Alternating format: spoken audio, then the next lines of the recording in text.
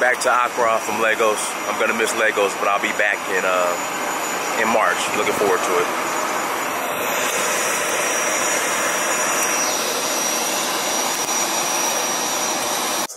Okay. All right. Cool. All right. I have a couple more questions. So next question: do you think the African ego values tribalism over Pan-Africanism? And that's what I just came to that conclusion. And how do we change that? Like you already gave some solutions, but it's still not catching. It's catching on a little bit, and I'm noticing it's catching on more from Africans who have went to either Europe or America versus the ones that are here. Exactly. So do you think just the African ego just wants tribalism over Pan-Africanism? So this is the thing. It seems like you can afford to. So, like the example I gave before, you have antelope who butt heads. Right. You have zebras who fight amongst each other. It seems like you have the luxury to do that until you're surrounded by lions. Right. That's where it becomes readily evident that, you know what, perhaps I should stop kicking the zebra next to me, and they should stop kicking me, and we should all run on the basis of, look, we're all zebras at the end of the day. And the reason why continental Africans start to get that black consciousness is, you know, we showed a documentary in his own home about a Ghanaian who went to University of Florida to do his PhD. He had his door kicked in, he was shot in the chest, shot in the face. Now, they didn't ask for his passport before they shot him in the chest and the face. They didn't ask him, are you Ghanaian? Are you Asante or Achim? Right. Are you Fanti or you Ga? They don't even know what that is, right? So once you understand that you're being attacked on the basis of the fact that we're all black people, then you start to understand that these teeny tiny fragments don't mean so much in the broader scheme of things if we're talking about surviving as a race. Now, when you are here, again, it seems like you have the luxury of, oh, we're Asantes and we're trying to take power, so we're going to be part of the MPP. Or we're Ga and we're trying to take power, so we're going to be part of NDC. So even if you look at the political parties, and this is in multiple African countries, it tends to be among ethnic lines. So generally speaking, people see NPP as the Akan party. Whether that's true or not, that's the perception. People see NDC as basically an amalgamation of everybody else, right? So then it becomes ethnic things are coming onto the national political scene, you know, party politics, so forth and so on. To me, the thing that really gets us out of this fragment consciousness is the understanding that we have common enemies and that nobody cares when they're bringing in Ebola, which they have a patent on, when they are bringing in AIDS, when they're bombing, when they're killing, when they're raping, when they're plundering, when they're destabilizing, when they're doing coup d'etats, when IMF and World Bank are doing structural adjustment. They're not asking what your ethnic group is as they're doing that. Right. They're saying, all you black people, we have a common policy for all you black people. So for us, it would behoove us to come up with a common policy no matter what it was. If we just said something as innocuous as we're not going to wear any clothes made by white people again. Very innocuous, but what that does is it stems the tide of billions and billions and billions of dollars, euros, pounds that goes out so that we can look like a white man. Right? Now, don't you think we could do something here in Africa with billions and billions and billions? Absolutely. Absolutely. It makes sense. So it doesn't even matter what the, let me not say, it does matter, but if you come up with any policy to say, we're all black people and this is what our policy is with regard to our pale white Eurasian enemy, it changes the course of everything from that day forward. If we look at all the white liquor that, you know, people buy here. So before you go to the MFA, that's the palace, you have to bring 2 bottles of schnapps out of Holland. Yeah.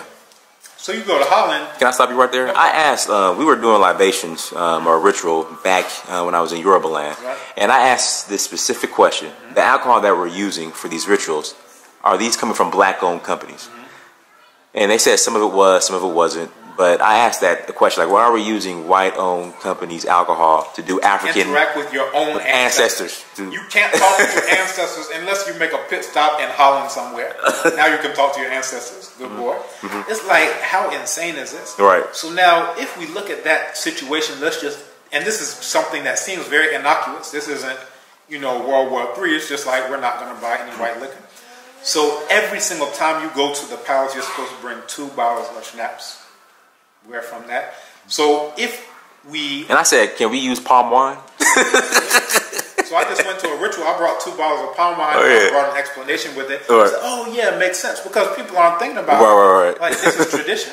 But you have to think, how long could this have possibly been tradition? That means we had to have broken whatever we were doing, that tradition, what we were doing before they even came. Right? So think about the billions and billions and billions that we've sent to Holland. Holland is using that to build skyscrapers.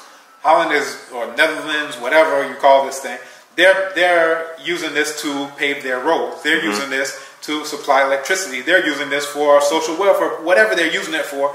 I'm like, don't you think we could do something with those billions and billions and billions that we sent? So this goes back to what Nana Amos Wilson talks about, created tastes and desires. So all of those examples I just gave you, the only thing that prevents us from acting on that proposal is the taste and the desire from this. Now, the oldest book in the history of the world, Instruction of Ptah-Hotep, it says, he who listens to his belly belongs to the enemy. I'll come again. He who listens to his belly belongs to the enemy.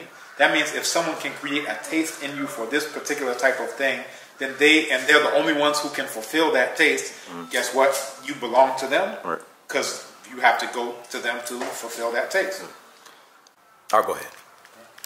So, you know, essentially, if you look at that same type of situation, no matter where you are, it's like Nana Thomas Sankara said the same thing. He said, he who feeds you controls you, right? Nana Amos Wilson said the same thing in terms of created tastes and desires. So once we know this, then we can start to do better. Now, oftentimes when I have these conversations with people who are here, or even on that side, but I'll say that generally speaking, this type of conversation is more common, you know, there in the diaspora. But those who are here, once you start to say these things, they're like, yeah, that makes sense. Matter of fact, I said to an elder at Mampo, he was like, I'm never buying this white liquor again. It has to start somewhere. It's going to start from here.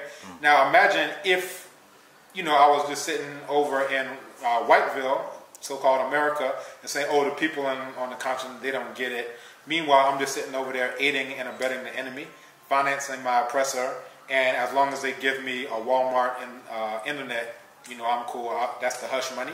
So I'll keep financing you while you bomb African people from throughout the world, while you enslave us to the prisons, so forth and so on. So, you know, in my view, Africans from the diaspora who have sense, not anyone who calls themselves American or any fragment, if you consider yourself to be an American, then you need to be in America doing what Americans do. If you consider yourself to be an African, which equals a black person, if you're not black, you're not African. If you're not African, you're not black, period. So if you consider yourself, then all right, that's fine, do your thing. But for those who understand that we're black, when we're here and we're raising levels of consciousness, like an example with the Gandhi statue, so people had no idea about what Gandhi did against black people, much less what he said about black people. You know, like at the King Museum in off Auburn Avenue, he has a big... Very well. Okay. That's one of the next ones on the list. Okay. So yeah, if you have people who know better and are here, as soon as we bring up this idea and share the information, that's what people are willing to rally around it. That's where you get thousands of people who are signing the thing. And then some people, like the comments I've seen are like, see, this is why we need Africans from the diaspora to tell us what these white folks are doing and what they're all about. So this, I'm getting these comments all the time. But you got to be in it to win it. If I'm over there and just complaining like, oh, the continental Africans don't got it together, then the thing is going to be standing right there, and there's going to be no debate around it. There's going to be no fight around it, right? And it goes with everything. So they have this thing about, oh, French should be mandatory in all schools. So you have people who may not see any problem with that. I see a problem with it, so I speak about it, and now other people are like, oh, wow, that makes a lot of sense. Yeah, the way you laid out that argumentation.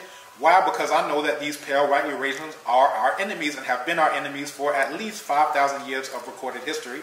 So once I know that, then I can say, so, white, pale, Eurasian enemy language being mandatory, let's do something about that. So because that's the perspective that I have, now I can share that, and now other people are like, yeah, that makes sense.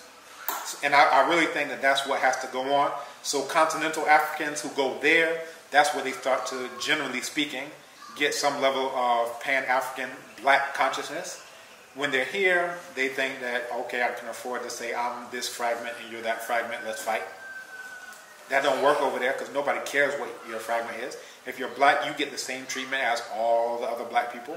Same thing in India. We're talking about this too, in relation to the statue. So you got the Ministry of Foreign Affairs who are like, oh, it's such a travesty. We have to put 24/7 security on the statue, blah, blah, blah. We have to protect the statue. Meanwhile, black people are being killed. In India. In India right now. Right. Continental African people are being killed right now as me and you are talking in India. Why? Because they get the same treatment as the black people who are already there, the Dalits, the CDs, and so forth and so on. I looked at a documentary a couple of days ago about the CD community talking about how they get all this racism. When are you going back to Africa? We've been here 400 years. What are you talking about? Like all these types of things. So when continental Africans, I give the story of Masonda Ketanda Olivier, a Congolese who was beaten to death in broad daylight over a rickshaw in India.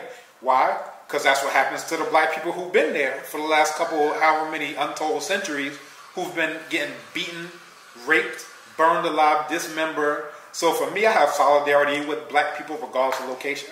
I'm not talking about continental Africans only, or diaspora only, Eastern or Western diaspora only. We are all black people and we have common enemies. And once we understand that, then we can start behaving as though we know we have common enemies.